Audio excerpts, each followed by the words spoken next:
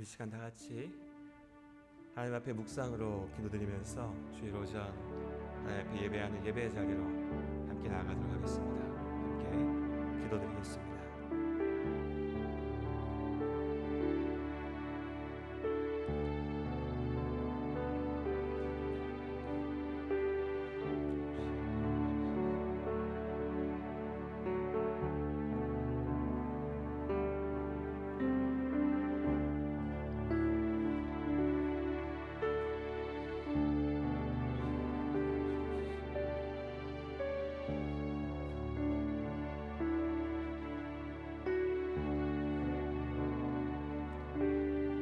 우리를 사랑하신 아버지 하나님, 오늘도 이 아침 우리가 주님 앞에 나와 함께 모여 예배할 수 있게 인도하심을 감사합니다.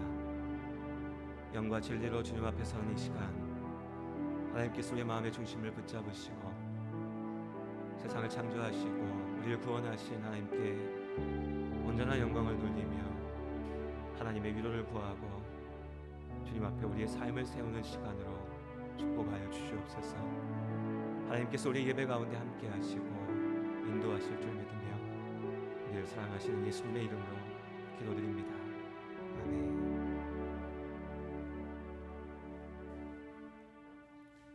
우리 찬송가 623장으로 함께 찬양드리겠습니다.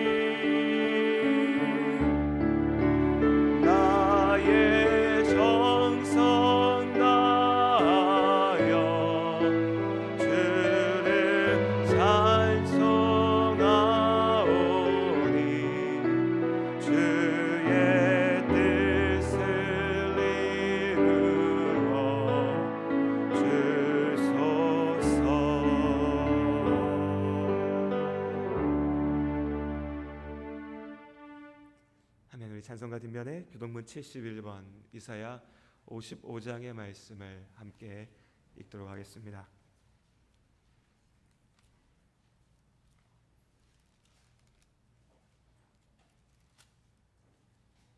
이사야 55장 말씀 함께 읽습니다. 오호라, 너희 모든 목마른 자들아 물로 나아오라. 돈 없는 자도 오라.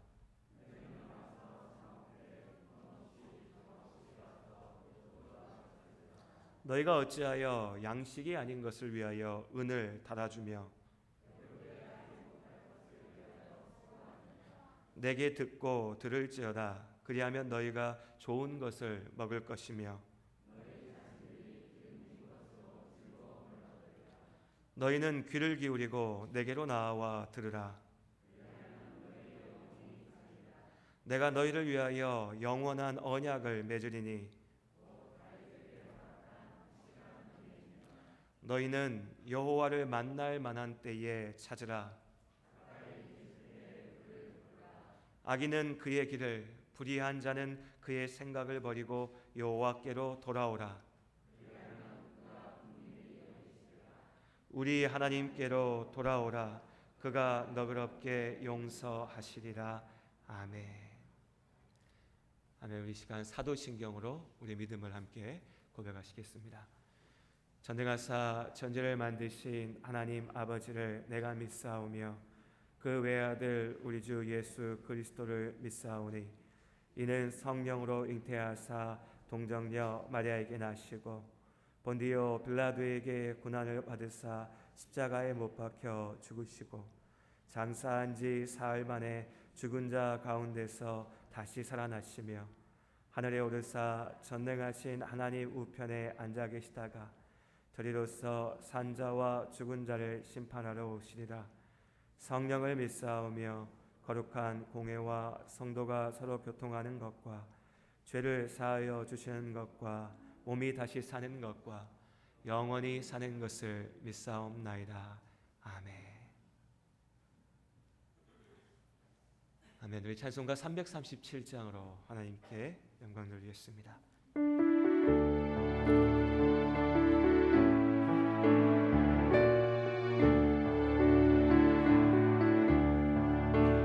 내 모든 시험 무거운 짐을 주 예수 앞에 아뢰이면 근심에 쌓인 날 돌아보사 내 근심 모두 맡으시네.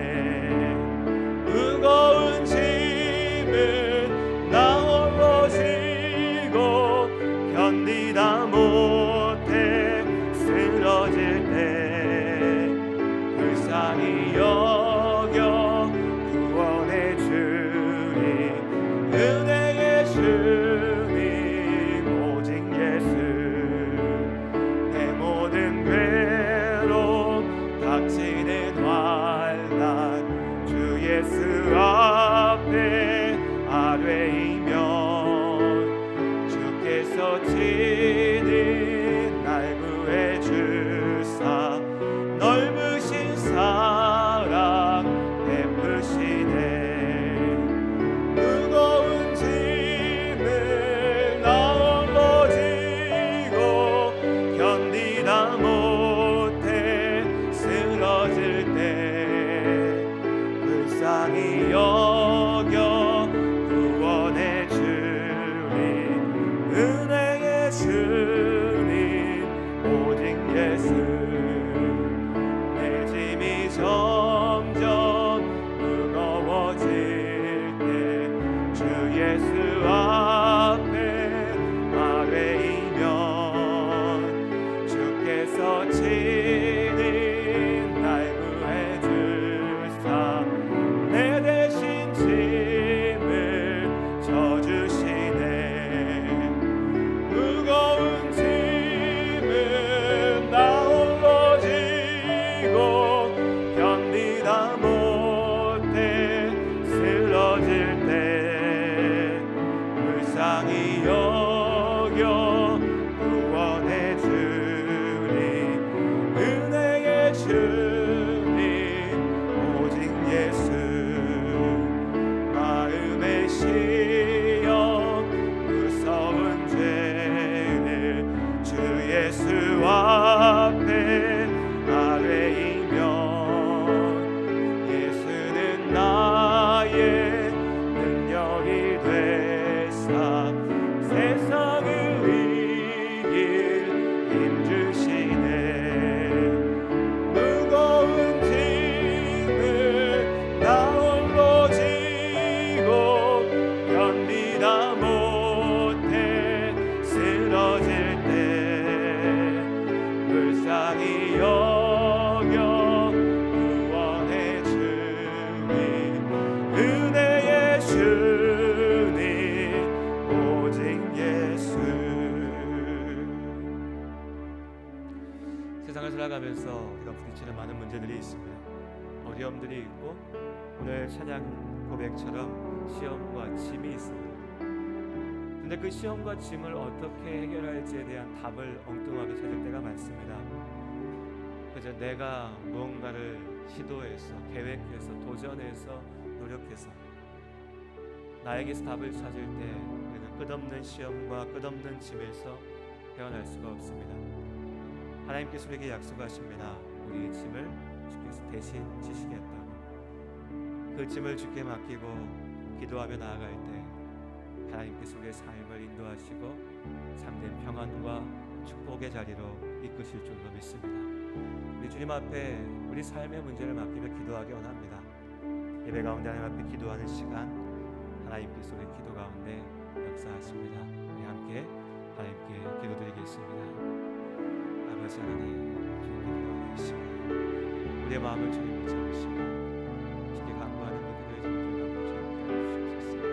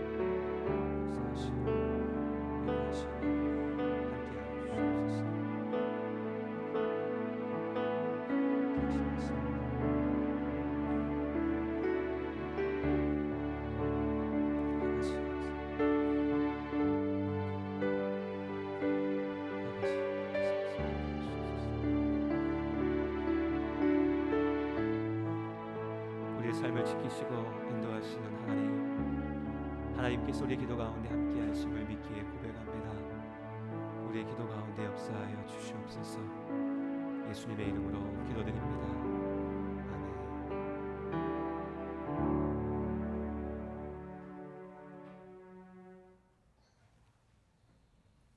이 시간 주일학교 학생들 자리에서 일어나서 하나님 말씀 듣는 시간으로 나아가도록 하겠습니다.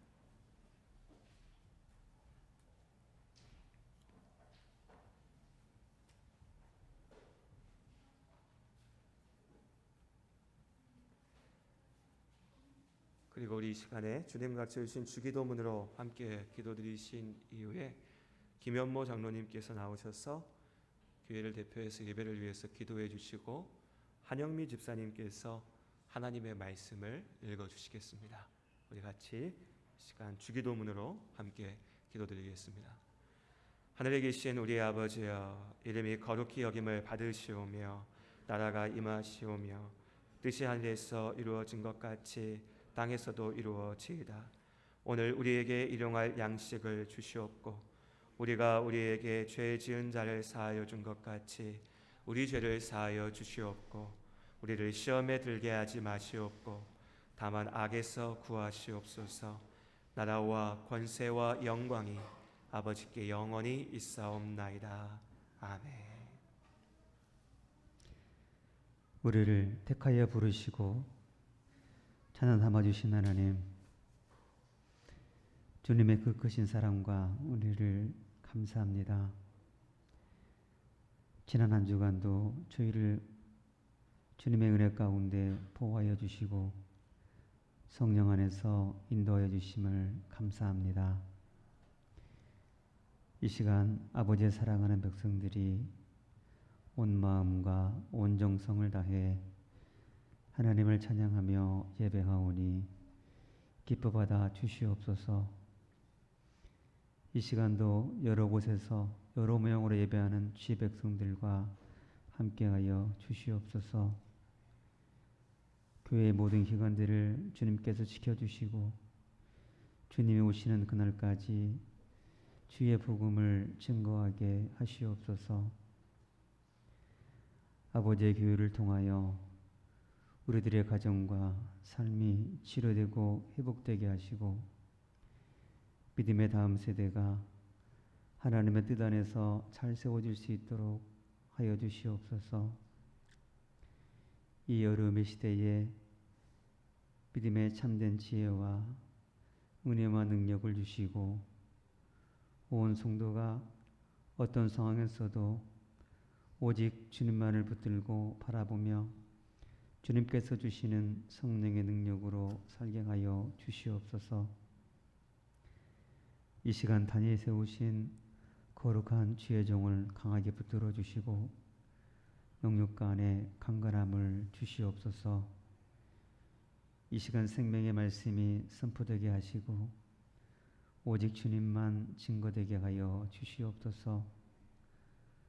주시는 말씀을 통하여 온 성도가 듣게 하시고 지키게 하시고 온전함을 이루어 날마다 주님의 말씀과 기도와 찬양으로 늘 은혜가 충만한 삶, 늘 성령의 충만한 삶을 살아가게 하시옵소서. 이 시간 모든 것을 주님께 맡기며 우리와 늘 함께 하시는 예수님의 이름으로 기도하옵나이다.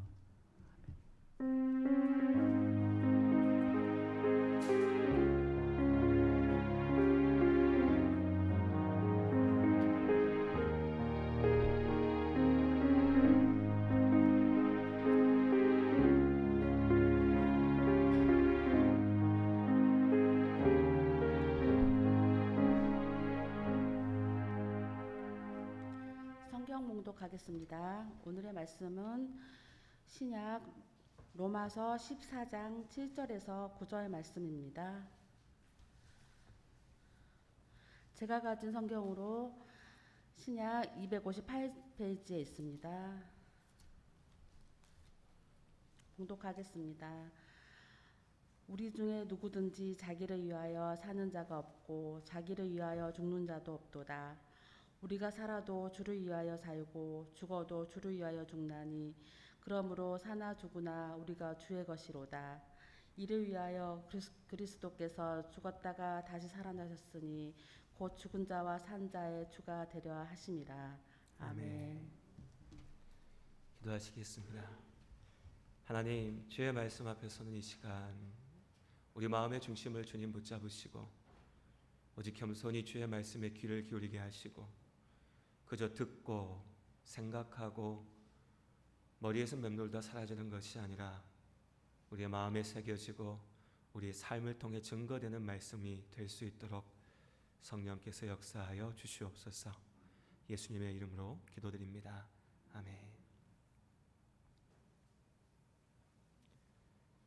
우리가 지난 시간까지 야고보서의 말씀을 함께 나눠왔습니다. 그리고 이번 주일부터 제 계획으로, 제 생각으로는 아마 20주 정도, 그러니까 한 5, 6개월이 되겠죠. 올해의 마지막 남은 시간들 동안에 하이델베르크 교리문답의 말씀들, 내용들을 가지고서 주일 예배 시간 함께 하려고 합니다. 하이델베르크 교리문답이라고 하는 그 용어가 뜻이 익숙한 분들도 계실 거고 또 낯선 분들도 계실 겁니다. 제가 예전에 주일 저녁 예배 때 하이델베르크 교리문답 강해를 했었는데 찾아보니까 저도 그렇게 된지 몰랐는데 2016년이더라고요. 벌써 6년이 지났습니다. 그래서 기억하신 분도 계실 거고 좀 흐릿하신 분들, 처음 듣는 분들도 계실 겁니다. 종교개혁 시대에 16세기 종교개혁 시대에 로마 카톨릭에 맞서서 참된 신앙의 회복을 외쳤던 종교개혁자들은 그러면 무엇이 참된 믿음인가에 대해서 답해야 했습니다. 말로는 할 수 있잖아요. 이게 진짜야. 그럼 뭐가 진짜인데? 라고 물었을 때 그거에 대해서 정리한 어떤 신앙의 정리된 모델, 모범이 필요했던 거죠. 그에 대한 답으로 주어진 것이 신앙 고백서, 그리고 그 신앙 고백서를 좀 더 구체적으로 모든 성도들이 기억할 수 있도록 만들어낸 것이 교리문답입니다. 그래서 장로교회가 함께 받는 교리문답이 웨스트민스터 신앙 고백 그리고 웨스트민스터 교리문답, 우리 흔히 예전에 세례 받으신 분들 소요리 문답이라고 한 것 기억하실 겁니다. 소요리 문답이 웨스트민스터 소요리 문답이고요. 당로교회와 신학적인 맥을 같이 하는 유럽의 개혁교회에서 신앙의 고백으로 받는 것이 하이델베르크 교리 문답입니다. 이름 그대로 교리 문답이니까요. 문답 형식으로 성경의 진리를 묻고 답하는 형식으로서 정리해 놓은 것입니다. 그래서 그 내용들을 우리가 주일 예배를 통하여서 함께 나눌 거고, 하이델베르크 교리 문답을 둘러싼 역사적인 배경이나 상황들을 오늘 예배 시간에, 설교 시간에 말할 필요는 없을 것 같습니다. 이후에 기회가 된다면 주일 저녁이나 혹은 성경 공부 시간 등을 통해서 다시 한번 설명드리도록 하고, 중요한 것은 우리가 그 문답을 하나님 말씀처럼 배우냐 이런 건 아니고요. 그 신앙의 내용들을 정리해 놓은 문답 자체가 철저하게 하나님의 말씀에 의지해서 기초해서 주어진 것들이고, 예배의 시간, 설교의 시간을 통해서 저는 문답의 내용을 우리가 공부하고 외우고 이것이 아니라 그 내용들이 전하고 있는 말씀의 진리를 함께 나누려고 합니다. 그렇게 기억하시고, 어떤 분은 그렇게 얘기하시더라고요. 목사님 굳이 뭘 강해합니다, 뭘 설교합니다, 설명 안 하셔도 상관없다고도 하시던데, 제가 이게 편해서 설명을 드립니다. 그래서 앞으로 올해의 남은 시간 우리가 하이델베르크 교리 문답과 함께 말씀을 나눈다는 것을 기억하시고 함께 했으면 좋겠습니다. 그리고 이제 오늘 우리가 로마서 14장의 말씀으로 하나님의 말씀을 함께 나누도록 하겠습니다. 하나님께서 우리를 창조하셨습니다. 하나님께서 우리가 이 땅에 있게 하셨죠. 하나님의 형상대로 사람을 창조하셨습니다. 그런데 그렇게 하나님의 형상대로 창조된 사람이 죄로 인하여서 하나님과 함께하지 못하게 되었습니다. 하나님으로부터 끊어지게 되었죠. 그래서 우리는 완전하지 않습니다. 시작부터요. 하나님은 우리를 완전하게 창조하셨지만 모든 가능성을, 모든 능력을 주시고 하나님의 품성을 갖게 창조하셨지만 죄로 인하여서 우리는 그 모든 능력과 가능성으로부터 끊어지게 되었죠. 여전히 우리에게 하나님께서 창조하신 그 완전함의 모습이 남아있기에 사람은 이 세상을 지배하고 다스리고 같은 사람이 봐도 감탄할 만한 놀라운 일들을 이뤄낼 수 있는 가능성을 보이고 있습니다. 하지만 그것은 여전히 부서져 있는, 무너져 있는, 오염되어 있는, 문제 있는 모습일 뿐입니다. 사람은 본질적으로 결함이 있습니다. 그래서 이 땅을 살아가면서 누구도 자신할 수 없습니다. 나는 완전해, 나는 문제 없어, 나는 괜찮아.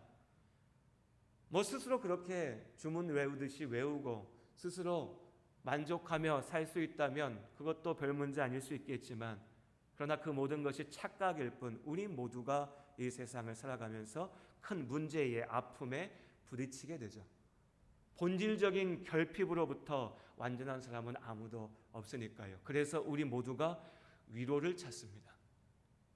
위로를 얻고자 합니다. 왜냐하면 내 삶이 부서져 있으니까요. 내가 인정하고 싶지 않아도, 인정하지 않아도, 나는 괜찮다라고 아무리 되뇌어도 인생을 살아가면서 괴롭고 아프고 외롭고 슬프고 우울하고 모든 것이 다 끝장날 것 같고 그냥 죽고 끝나는 그 허무함 속에 던져지게 되니까요. 그 속에서 우리는 위로를 얻고자 합니다.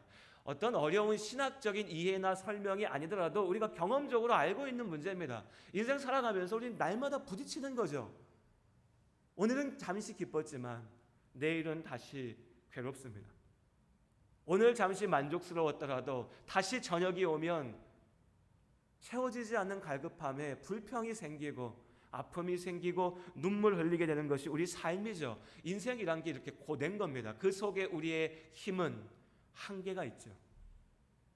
육체적인 힘이 한계가 있습니다. 그렇기 때문에 우리가 먹죠. 마시고 쉽니다. 잠들죠. 그렇게 해서 우리 힘을 다시 채웁니다. 그렇게 육신의 힘은 채우더라도 우리의 마음은요, 우리의 영혼은, 우리의 마음과 우리의 영은 많이 먹는다라고 잠깐 쉬고 잠든다고 해서 다 채워지지 않습니다. 그래서 우리의 영이 위로를 원합니다. 마음의 힘을 회복하기 위해서, 우리의 영혼의 숨을 쉬기 위해서 위로가 필요한 거죠. 그렇게 우리 삶 속에 우리 모두가 위로를 필요하기 때문에 참 다양한 곳에서 다양한 모습으로 위로를 얻습니다. 여러분 취미생활 뭐 하십니까? 뭐 취미가 뭐가 있으세요? 없으세요? 없으면 안 되는데요. 뭔가 그래도 취미가 있어야죠. 내가 일만 하고 사는 게 아니라 그래도 우리 그냥 쉽게 재미로 하는 일, 즐기기 위해서 하는 일이 필요하지 않습니까? 그런 여러 가지 일들이 있습니다. 여러 취미 생활도 뭐 운동하시는 분들도 계시고 산책하시는 분들도 계시고 요즘 비가 와서 산책 못 하시는데 요천변 걸으시는 성도님들도 많이 계신 걸로 제가 알고 있고 뭐 다양한 취미들 내가 즐길 거리들이 있습니다. 물론 이게 선을 넘어가면 위로에서 끝나는 것이 아니라 나를 망치는 것이 되죠. 술 한 잔은 괜찮습니다. 목사가 술 괜찮다고 하면 안 되는데 그래도 뭐 원래도 우리 성도님들 아시니까 술이 죄는 아니죠. 술에 취하는 게 죄입니다. 어렵죠. 어디까지 해야 취하지 않을까요? 뭐 이건 하나님 앞에 내가 내 믿음으로 고백할 문제고 어쨌든 술 한 잔이 문제는 아니겠죠. 하지만 그 술이 지나쳐서 내가 술에 의지하게 될 때 중독이 될 때 그건 죄악이 되죠. 어쨌든 우리는 세상 속에서 여러 가지 즐길 거리를 찾으며 그 속에서 위로를 받습니다. 어떤 사람들은요 조금 더 복잡하다고 할까요? 조금 더 뭐 수준 있다고 할까요? 수준의 문제는 아닌 것 같긴 하지만 어떤 성공에서 위로를 얻으려고 합니다. 단지 가서 뭐 재밌는 일 하면서 아 좋아 여기서 끝나는 게 아니라 목적을 세우는 거죠. 목표를 세웁니다. 나는 이 일을 이룰 거야. 내가 이만한 자리에 나갈 거야. 내가 이만한 성공을 누릴 거야. 그 성공 속에서 위로를 얻고자 합니다. 단순간에 이루어지는 일은 아니죠. 우리 뭐 운동 좋아하는 분들 가서 축구 한번 딱 하고 오면 한두 시간 뛰고 오면 기분 좋아지고 이게 위로가 될 수 있지만 성공해서 위로를 찾는 분들은 그게 아니죠. 괴로움이 있고 어려움이 있고 힘들지만 견딥니다. 왜요? 성공을 위해서. 내가 그 성공을 이루어서 내 목적을 이루었을 때 누리는 그 성취감, 그 보람 속에서 내 삶의 위로를, 내 아픔을 잊고자 하는 거죠. 또 어떤 사람들은 사람들 속에서 위로를 얻습니다. 내 남편을 보면서, 내 아내를 바라보면서 그 사람과의 관계 속에서 위로를 얻지요. 누립니다. 자녀를 보면서 위로를 얻는 분들도 많습니다. 내 인생 뭐가 있나? 너무 힘들고 괴롭고 답이 없는데 그래도 나는 내 아들이 있으니까 내 딸이 있으니까 내 자식들 보면서 삽니다 라고 말씀하시는 분들 참 많이 있습니다. 거기서 위로를 얻는 거죠. 사람들과의 관계 속에서 친구들을 만나면서 위로를 얻습니다. 그런 위로들 대단한 일 아니죠. 어려운 말도 아닙니다. 우리 날마다 살면서 우리가 경험하고 우리가 살아가고 있는 방법들이죠. 그리고 이런 시도들이 잘못된 것도 당연히 아닙니다. 우린 삶 속에서 위로를 얻어야 됩니다. 필요하죠. 여러 가지 취미 생활들도 필요하고 많은 사람들을 만나면서 그 사람들과의 대화 속에서 만남 속에서 격려받고 내가 사랑받고 있다는 것을 느끼고 힘을 얻고 위로를 얻을 수가 있습니다. 인생을 살아가면서 아무 목적 없이 사는 것은 어찌 보면 무책임할 수 있죠. 내 삶에 목적을 세워놓고 그 목적을 이루기 위하여 나아가는 삶, 그 열심, 그 속에서 누리는 위로 필요합니다. 모든 것들이 다 우리에게 필요하고 의미 있는 것이죠. 문제는 뭐냐면 세상에서 우리가 이렇게 찾아내는 위로들은 결국 우리에게 참된 평안을 줄 수가 없다는 겁니다. 이게 문제죠. 세상 속에서 얻는 위로로 진짜 내 삶의 문제가 해결될 수 있다면 그걸로 충분할 겁니다. 그런데 그렇게 되지 않는 거죠. 가만 생각해 보면 우리가 이 세상에서 얻을 수 있는 이 위로라고 하는 것은 잠시 있는 겁니다. 내가 너무 괴로운데, 힘든데, 아픈데, 지금 고된데 이 아픔과 고됨과 어려움을 잠시 잊어버리는 거죠. 나아가서 막 뛸 때 지금의 문제를 잊어버리는 겁니다. 사람들과 만나서 이야기하다 보면 지금의 나의 삶의 고통을 잊어버리는 거죠. 나를 괴롭히는 문제들이 내가 즐거워하고 기뻐하고 좋아하는 일들을 하면서 잊혀져 가는 겁니다. 술을 마시고 취해 있을 때는 생각나지 않으니까요. 그렇게 잊고 지나가면 기쁠 수 있죠. 잠깐 평안할 수 있습니다. 그런데 그 문제가 해결됩니까? 물론 가끔은 그런 문제도 있어요. 하루 이틀만 지나면 괜찮아지는 문제. 그런데 그런 문제들은 우리가 이렇게 고민할 문제도 아니죠. 인생만 조금 살아도 알 수 있는 겁니다. 그거 그냥 조금만 참으면 돼. 조금만 견디면 돼. 지나가면 다 끝나. 이건 진짜 문제가 아니죠. 진짜 문제는요, 시간이 지나도 돌아와 보면 다시 그 자리에서 나를 찌르고 있고, 잠시 술에 취해 있고 즐기고 돌아오면 여전히 그 자리에 남아서 나를 억누르는 겁니다. 그 나의 삶의 본질적인 아픔들, 문제들, 고민들, 괴로움들, 외로움, 슬픔, 이 문제는 세상에서 얻는 위로로는 결코 해결할 수가 없습니다. 사람을 통해서 외로움을 이겨낸다고요? 그럼 어떻게 됩니까? 더욱더 사람에게 매달립니다. 더 사람을 찾지요. 외로울수록 더 사람에게 매달립니다. 그래서 어떻게 됩니까? 불륜을 저지르고 사람에게 집착하고 매달리고 의존하다가 결국에는 그 사람으로 인하여서 더 괴로워지고 더 아파하고, 사람 때문에 내가 죽겠다라고 외치죠. 이게 무슨 일입니까?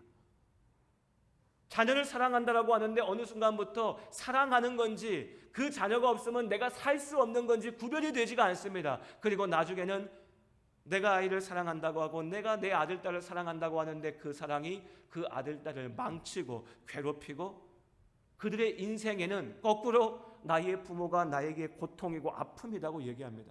반대도 마찬가지죠. 이게 세상이 주는 위로입니다. 술 한 잔에서 기쁨을 찾을 수 있죠.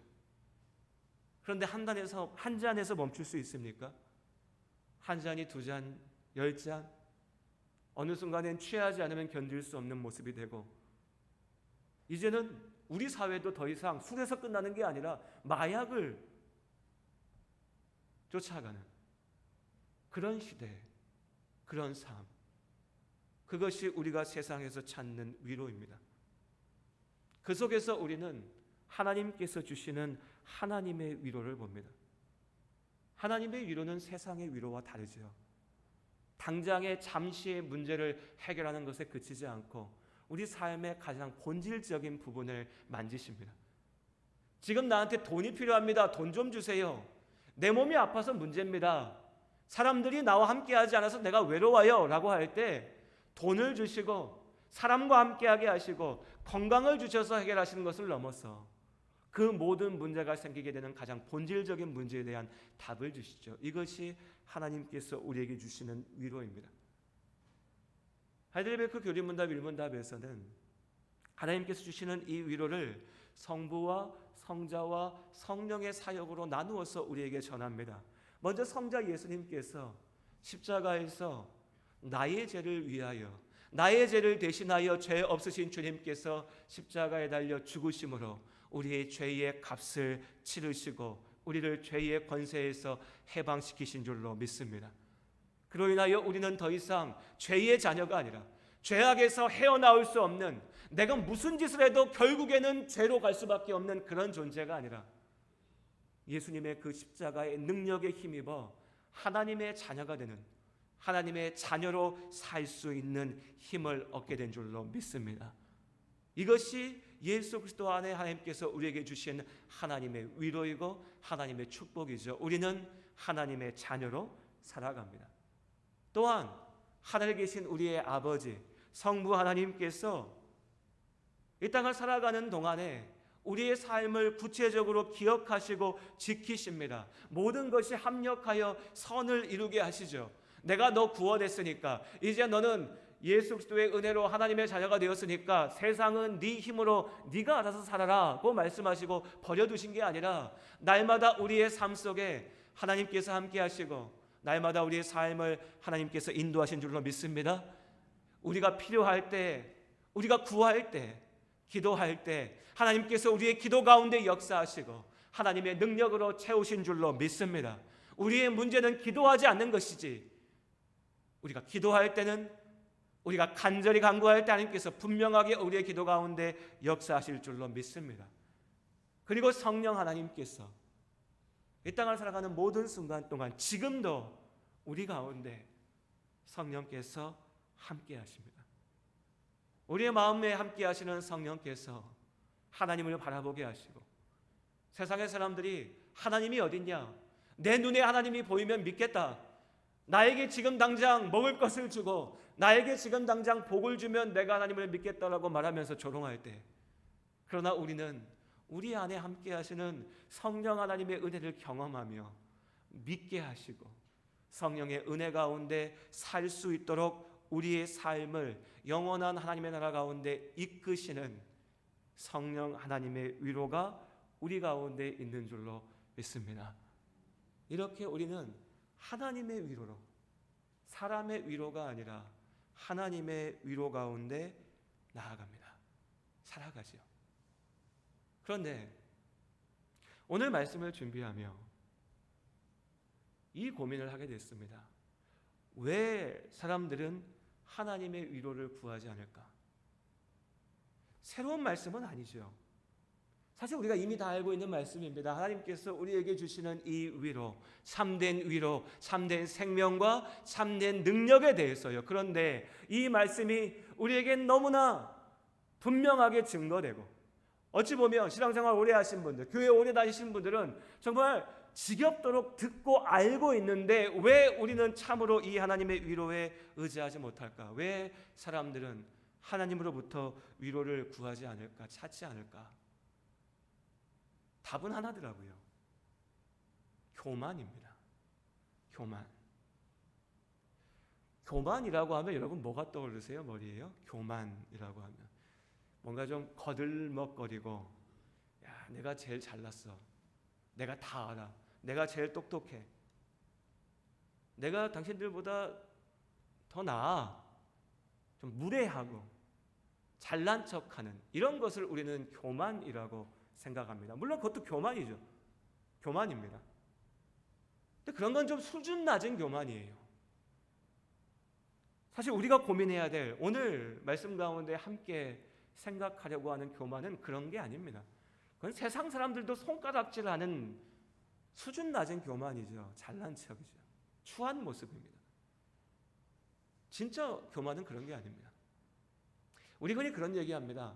교회 다니는 분들이요, 저 사람은 참 좋은데 예수만 믿으면 진짜 좋겠는데, 이렇게 말하는 사람들이 있습니다. 그렇죠? 그렇지 않으세요? 주변에 그런 사람들 없으십니까? 아, 저 사람은 참 사람이 됐어, 괜찮아, 훌륭한 것 같아. 그런데 예수를 안 믿어, 교회를 안 다녀. 예수 믿는 우리한테 이게 딱 걸리잖아요. 네. 마냥 좋은 사람이라고 하기에 근데 예수를 안 믿어 라고 말하는 경우가 있죠. 저도 그런 분들을 많이 압니다. 많이 만나봤고. 그런데 그런 많은 분들과 만나서 이렇게 대화를 하다 보면, 그래요, 참 좋은 사람이에요, 훌륭한 사람입니다. 인간적으로, 어떨 땐 인격적으로 목사라고 하는 저보다 훨씬 나은 분들도 참 많이 있어요. 그런데 그렇게 대화하다가 부딪히는 벽이 있습니다. 만나게 되는, 뭐랄까요, 허물어지지 않을 것 같은 성이 있어요, 마음속에. 저는 그런 걸 느낍니다. 그 벽, 그 성의 본질이 뭐냐라고 가만히 생각해 보면 교만이에요. 그런 분들을 비난하거나 비판하려고 드리는 말씀이 아닙니다. 인간적으로 우리보다도 낫습니다. 그런데 그 마음 깊은 곳에 이 교만은 뭐냐면, 내가 당신보다 잘났어, 이런 게 아니에요. 겸손합니다. 나의 약함을 인정할 줄도 압니다. 훌륭해요. 그런데 하나님을 의지하지 않아요. 하나님을 인정하지 않습니다. 하나님 없어도 괜찮다라고 믿습니다. 내가 할 수 있다. 나 혼자의 힘으로 충분하다. 내가 그냥 내 인생 책임질 수 있다라는 마음이죠. 이 교만이 마음 깊은 곳에 성처럼 자리 잡고 있으면 하나님의 위로를 아무리 전하여도 이 위로가 들어오지 않아요. 왜요? 내가 그냥 살만하니까, 내가 견뎌낼 수 있으니까, 내가 힘내면 되니까, 내 능력 가지고 해결할 수 있으니까, 내 의지로 할 수 있으니까. 그래서 세상적으로 보면 잘 사는 것처럼 보입니다. 훌륭해 보입니다. 그런데 결국 그 마음속에 해결되지 않는 이 문제가 쌓여갑니다. 쌓여가다가 마침내는 내 의지와 내 결단과 내 능력만 가지고 해결되지 않는 문제에 부딪혔을 때에 무너져 버리는 거죠. 이게 하나님 앞에서의 교만함입니다. 그런데 진짜 문제가 뭔지 아세요, 여러분? 그 교만함이 하나님 믿지 않는 사람들의 마음속에만 있는 게 아니라는 거예요. 우리 안에 있습니다. 우리 안에. 우리 말합니다. 잘 될 거라고. 다 잘 될 거라고. 인생이 이런 거라고. 살다 보면 그럴 수도 있지. 내가 용기 내고 내가 인내하고 내가 힘내면 될 거라고 말합니다. 하나님 알지 못하는 사람들도요. 그러면서 그렇게 긍정적인 생각을 가지고서, 의지를 가지고서 잘 살 수 있다고 생각하며 살아갑니다. 교회 안에서 우리는요, 마찬가지 아닌가요? 말 한마디만 덧붙이죠. 나는 그래도 교회 다니니까 하나님이 도와줄 거야. 나는 그래도 예배 드렸으니까 하나님이 지켜줄 거야. 하나님 안에서 잘 되겠지. 잘 될 거야. 잘 돼야지. 긍정적으로 생각하자. 나쁜 말 아니죠. 그리고 분명히 이러한 말들이, 표현들이 우리의 믿음의 고백일 수 있습니다. 분명히요. 그런데 문제는 뭐냐면, 제가 하나님을 알지 못하고 세상에서 잘 산다고 하는 분들과 만났을 때 느끼는 이 벽을 교회 다니고 예수 믿는다고 하는 분들과 만나서 대화할 때도 똑같이 느낄 때가 있다는 거죠. 표현으로는 하나님을 얘기하고, 표현으로는 예수를 얘기하고 믿는다라고 얘기합니다. 내 마음속에 하나님은 항상 계신다라고 얘기해요. 그렇죠. 그 말이 거짓이라고 생각하지 않습니다. 저도 그렇다고 생각합니다. 그러길 바라고. 그런데 그 마음 깊은 곳에 해결되지 않는 문제가 남아있을 때가 있습니다. 교만이요. 내가 하면 돼. 내가 할 수 있어. 내 능력이면 되지. 내 의지면 되지. 잘 되겠지 뭐. 잘 되겠지 뭐. 사실 더 큰 문제는 이거죠. 잘 되겠지 뭐. 인생 뭐 있어? 잘 되겠지 뭐. 이 교만에 사로잡혀 있을 때에 우리는 하나님 앞에 온전하게 나가지 못합니다. 포장하고 나가죠. 거룩한 척 하면서 나갑니다. 이 정도는 내가 해결할 수 있으니까 하나님 신경 안 쓰셔도 됩니다 라고 말하면서 나가죠. 그렇기 때문에 하나님의 참된 위로를 누리지 못합니다. 하이델베르크 교리 문답의 첫 번째 문답, 그 질문은 이겁니다. 살아서나 죽어서나 당신의 유일한 위로는 무엇입니까? 여러분 스스로 한번 답해 보십시오. 지금 나한테 내 위로는 뭘까? 내가 인생 사는데 참 힘들고 괴롭고 어렵고 아플 때 내 위로는 뭘까? 뭐가 나한테 위로가 되지? 뭐가 나한테 힘이 되지? 무엇이 나한테 위안이 되고 격려가 되지? 스스로 한번 답해 보십시오. 사실 오늘 설교는 이게 답니다. 이 질문에 대해서 여러분 답해 보시는 겁니다. 이 한 주간 이 질문에 여러분 스스로 답해 보셨으면 좋겠습니다. 무엇이 나에게 위로가 되는가? 포장하지 말고요. 그냥 내 머리에 떠오르는가? 그 위로가 내 남편이고 내 아내고 내 자식이고 내가 성공해서 이뤄놓은 내 사업이고 나 자신이고 오늘도 가서 즐겨야 되는 내 세상에 즐길 거리라고 한다면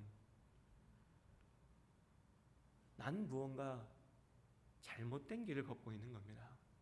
나는 하나님께서 주시는 그 참된 위로가 무엇인지 아직 모르는 거죠. 이 질문에 대한 답이 뭔지 아십니까?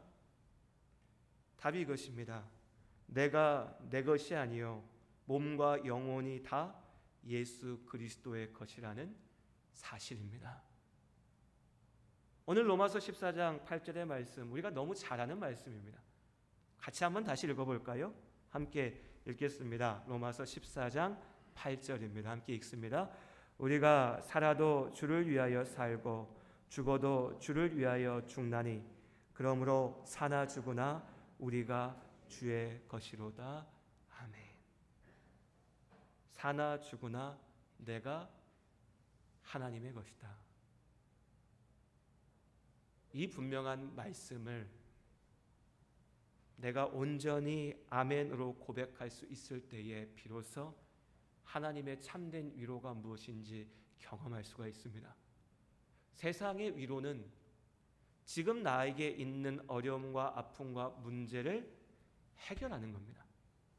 세상의 위로는 지금 나의 문제를 잠시 잊고 웃을 수 있게 하는 거죠. 우리에게 이런 위로도 필요하고 하나님께서 우리에게 분명 그런 위로로 위로하실 때도 있습니다. 하지만 본질적인 문제는 내가 사망의 음침한 골짜기에 던져져 있을 때에도 언젠가 우리 모두가 죽음이라고 하는 벽 앞에 서는 그때에라도 내 몸이 쇠하여서 무너지는 것을 경험하는 그때에도 인생이 내 뜻대로 되지 않는다는 이 분명한 사실을 인정할 수밖에 없는 그 상황에서도 사람이 나에게 위로가 되지 않고 사람이 나에게 믿음의 대상일 수 없다는 그 사실을 확인하는 그때라도 하나님이 계시기에 나는 괜찮다라고 평안할 수 있는 그 참된 평안, 그 참된 평안을 누릴 수 있는 것이 하나님께서 주시는 참된 위로입니다. 20살 무렵에 제 기도 제목은 교만하지 않게 해주십시오라는 거였습니다. 20대 초반에 제가 하나님을 만났는데 그때 기도 제목이 그랬어요. 하나님, 내가 교만하지 않게 하여 주시옵소서. 여러분, 저 교만해 보이십니까? 일부 예배 때는 웃어주시기라도 했는데 아무 반응이 없으시면 교만하다는 말씀이신가요? 네, 저 교만해 보이세요? 그렇지는 않은 것 같다고 생각하는데 이 또한 착각인지, 지금은 저는 착각일 수도 있지만 스스로는 그렇게 교만해 보이지는 않은 것 같아라고 생각하고 있습니다. 20대 때는 안 그랬어요. 제가 생각해봐도 되게 교만했어요. 내가 제일 잘났고 내가 다 잘할 수 있고 내가 충분히 멋지고 충분히 훌륭하고 충분히 대단하고 뭐 이렇게 생각했습니다. 이러고 생각하고 있으니까 이게 사람들을 만나도 나오죠. 드러납니다. 당연히. 아마도 많은 사람들이 그래서 저 때문에 상처받고 어려워했을 수 있을 것 같아요. 그래서 하나님 만나고 기도했던 제목이 하나님, 내가 교만치 않게 하여 주십시오 라는 거였습니다. 생각해보면 그 자체도 참 교만하죠. 뭘 잘났다고 교만치 않게 해주세요 라고 했는지. 그리고 이제 시간이 한 20년 지나니까 지금 와서는 글쎄 다시 한번 여쭤볼까요? 여러분, 저 교만해 보이십니까? 아니라고 좀 해주세요. 나아진 것 같아요. 그런데 가만히 저를 보니까 교만하지 않게 보이는 법을 알게 된 것 같아요. 교만하지 않게 말하기, 교만하지 않게 행동하기, 교만해 보이지 않게 살기를 안 것 같습니다. 그것도 나쁜 건 아니죠. 사람이 그것도 필요하니까. 그런데 마음속 깊은 곳을 생각해 보면 이제 그런 거 말고, 자, 아까 수준 낮은 교만이라고 말씀드렸잖아요. 뭐 잘난 척하고 뭐 이런 거 말고 내 마음 깊은 곳을 바라보면 여전히 어쩌면 그때는 몰랐던 더 무서운 교만이 자리 잡고 있구나 하는 것을 느낍니다. 하나님 아니어도 내가 할 수 있다. 이런 거는 기도하지 않아도 그냥 될 거야. 이 정도는 하나님이 도와주시지 않아도 내 능력으로 할 수 있어 라는 생각, 그 생각에 사로잡힐 때 거기서부터 내 삶이 무너지는 겁니다. 모르겠습니다. 우리 성도님들 어떠신지. 제 눈에는 다 참 겸손해 보이십니다. 전혀 교만하지 않게 보이세요. 하지만 모르겠습니다. 저도 그러니 우리 성도님들의 마음 중간에도, 마음의 중심에도 그런 마음이 있으실지 모르겠습니다. 하나님 아니어도 괜찮을 거야. 그 마음이시라면 오늘 이 질문을 가슴에 품고 하나님 앞에 간절히 기도해 보셨으면 좋겠습니다. 사나 죽으나 나의 유일한 위로는 무엇인가? 하나님께서 오늘 우리에게 던져주시는 이 질문 앞에 진실함으로 답하시는 한 주가 되시기를 주님의 이름으로 축복합니다. 기도하시겠습니다. 하나님, 참 많은 때에 우리는 하나님 없어도 괜찮다는 마음으로 삽니다. 말하지 않지만, 의식하여 생각하지 않지만 우리의 삶 속에서 우리의 마음은 분명히 그 고백으로 말하고 있습니다. 이만하면 하나님 없어도 괜찮아. 나의 이만한 능력이면 하나님 아니어도 할 수 있어. 이 뿌리 깊은 교만을 떨쳐내고 하나님께서 주시는 그 참된 위로 가운데 거하는 우리 모두가 될 수 있도록 주님 역사하여 주시옵소서. 오직 하나님께서 나의 참된 위로이심을 기억하며 살아가는 우리 모든 성도님들의 삶 속에 하나님께서 참으로 위로하시고 채우시고 도우시고 인도하실 줄 믿으며 우리를 사랑하신 예수님의 이름으로 기도드립니다. 아멘. 아멘. 우리 이 시간 찬양의 기쁨 1장으로 함께 찬양드리겠습니다.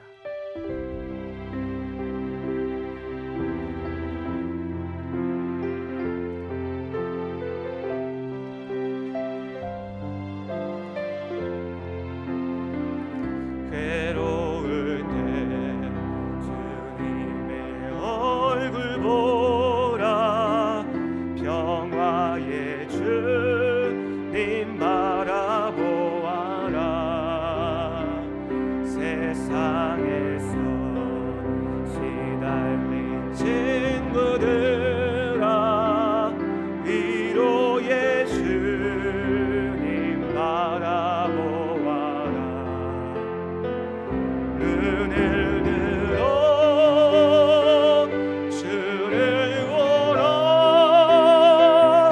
내 모든 염려 주께 맡겨라.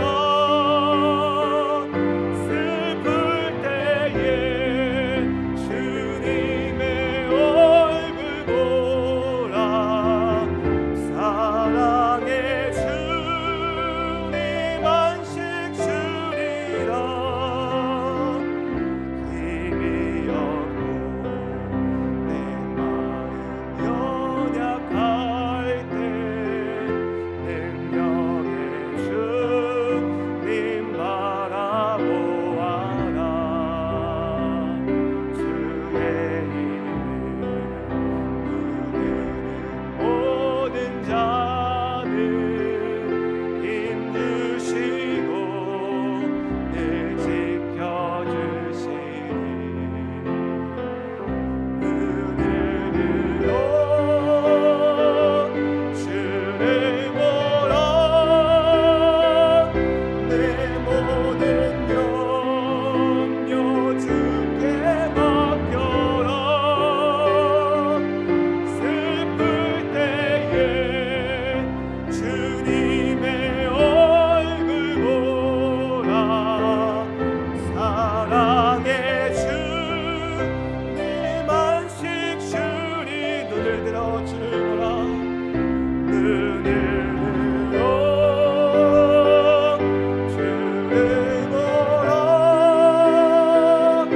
내 모든 염려 주께 맡겨라. 슬플 때에 주님의 얼굴 보라. 사랑의 주님 안식 주리라. 우리를 사랑하신 하나님, 우리가 삶의 열매로 아버지 앞에 영광을 돌립니다. 하나님의 일을 위하여 드립니다. 이렇게 우리가 헌신하며 삶을 살아갑니다. 그런데 그토록 헌신하고 열심을 내고 하나님 앞에 서기 위해 애쓰면서도 정작 내 마음속에 교만을 떨쳐내지 못하여 하나님의 말씀 앞에 온전히 순종하지 못하여 내 삶의 주인이 하나님이심을 온전히 인정하지 못하여 세상 사는 동안에는 바리새인들이 그러했던 것처럼 열심 다하다가 결국 주의 십자가의 은혜 가운데 온전히 서지 못하는 어리석음을 저지르지 않도록 우리의 마음을 붙잡아 주시옵소서. 마음의 중심에서나 드러나는 손과 발의 행위에서나 온전히 하나님을 믿는 믿음으로 진실케 하여 주시옵시고 예수님의 십자가를 붙잡고 믿음으로 나아가는 우리 모두 될 수 있도록 주님 역사하여 주시옵소서. 하나님께서 우리 모든 성도님들의 삶을 지키시고 붙잡으시고 인도하실 줄 믿으며 예수님의 이름으로 기도드립니다. 아멘. 아멘. 감사합니다. 교회 소식 주보를 참고해 주시면 좋을 것 같습니다. 9월에도 우리 예배의 모임과 순서들은 변함없이 이어가도록 하겠습니다. 주일 1부, 2부 예배 그리고 주일 저녁 예배로 함께 드리고요. 수요일 저녁에 수요일 기도회, 수요일 예배로 함께 하도록 하겠습니다. 그리고 이미 앞서 말씀드린 것처럼 주일 예배를 하이델베르크 교리문답을 함께 할 텐데 주일 저녁 예배 시간에는 좀 더 교리문답의 내용을 좀 더 깊이 살피는 시간으로 함께 하겠습니다. 8월 한 달 동안 주일 저녁 예배 그동안 모이지 못하다가 새롭게 모였습니다. 그래서 우리 성도님들 꼭 기억하시면 좋겠어요. 주일 오전에 여러 상황들로 인하여 예배 드리지 못하신 분들이라면 저녁에 오셔서 함께 예배할 수 있기를 원하고요. 또 나는 오전에 예배 왔으니까 저녁에는 안 가야지 하실 필요 없고요. 또 저녁에 좀 더 깊이 있게 말씀 나눌 테니까요. 원하시는 분들은 언제든 오시면 기쁘게 함께 예배할 수 있을 것 같습니다. 그렇게 기억해 주시길 바라고 다음 주일에 운영위원회로 함께합니다. 운영위원회 기억하시고 10시 30분에 우리 운영위원 되시는 장로님 말씀님들 10시 30분에 1층에서 함께 모이도록 하겠습니다. 네, 우리 앞뒤 옆에 계신 분들 인사 나눌까요? 반갑습니다. 사랑합니다. 주님의 이름으로 사랑합니다. 반갑습니다. 사랑합니다. 주의 이름으로 사랑합니다. 다혜야 왜 그래? 왜 울고 있나요? 목사님이 혼내줄게. 너 괴롭힌 사람. 예. 아무튼 이번 주까지는 비가 좀 많이 온다고 합니다. 비 오는 중에도 건강 잘 지키시고요.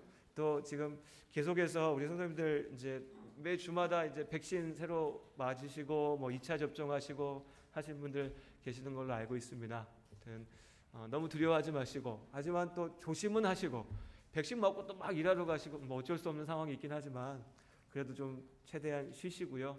조심하시고 건강 잘 지키시면 아무튼 이 마스크 벗고 기쁘게 뵐 수 있는 날이 또 조만간 올 거라고 믿습니다. 아무쪼록 한 주간도 은혜 가운데 잘 살아내시기를 주님의 이름으로 축복합니다. 우리 찬송가 630장으로 함께 찬양드리고요. 축도로 예배를 마치도록 하겠습니다.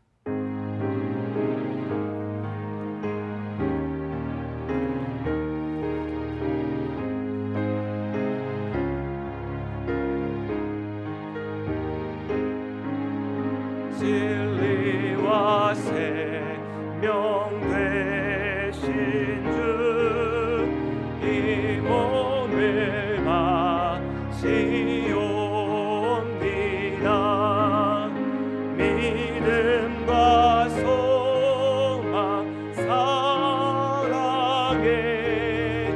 한 마음 되게 하소서.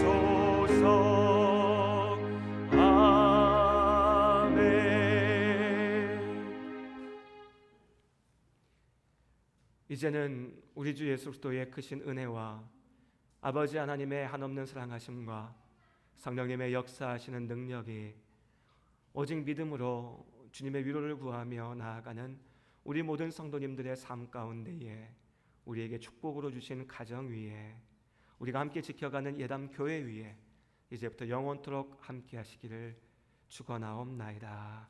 아멘.